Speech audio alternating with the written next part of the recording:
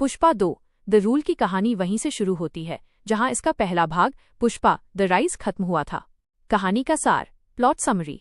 Film की शुरुआत में लाल चंदन का तस्कर पुष्पराज अल्लू अर्जुन अब और भी बड़ा खिलाड़ी बन चुका है और उसका सिंडिकेट देश विदेश तक फैल चुका है। कहानी का एक हिस्सा जापान में भी खुलता है जहां पुष्पा चंदन की डिलीवरी के लिए जाता है। सत्ता का खेल और निजी खुन्नस। पुष्पा अब एक स्थापित तस्कर है, लेकिन वो अपने नाजायज होने के कॉम्प्लेक्स से जूझ रहा है और अपने परिवार सौतेले भाइयों से सम्मान पाना चाहता है।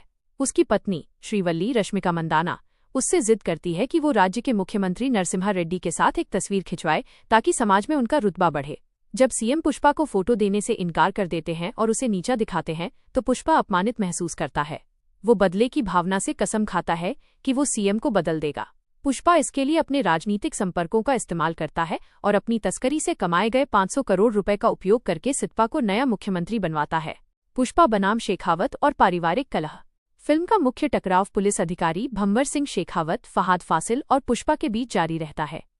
शेखावत अपनी पिछली हार का बदला लेने के लिए छिपकर पुष्पा के ऑपरेशंस को बाधित करने की कोशिश करता है और एक मजदूर के भेष में बड़ी चंदन की खेप को इंटरसेप्ट करता है। पुष्पा इन सब चुनौतियों का जवाब अपने स्टाइल और दबंगई से देता है, जिससे ये साबित होता है कि अब जंगल में सरकार नहीं बल्कि पुष्पराज का राज चलेगा। कहानी में एक और मोड़ आता है जब पुष्पा के सौतेले भाई की बेटी कावेरी का अपहरण हो जाता है और उस पर हमला किया जाता है।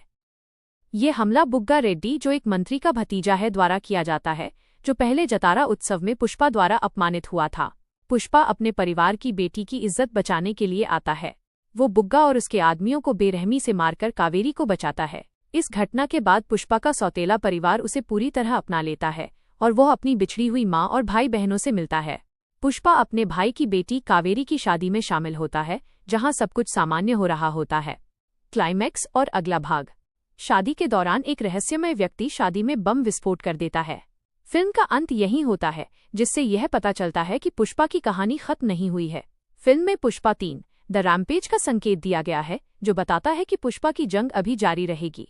संक्षेप में ये फिल्म पुष्पा के बड़े तस्कर बनने, सत्ता को चुनौती देने, शेखावत के साथ अपनी लड़ाई को आगे बढ़ाने और अंततः अपने परिवार से सम्मान अर्जित करने के सफर को दर्शाती है।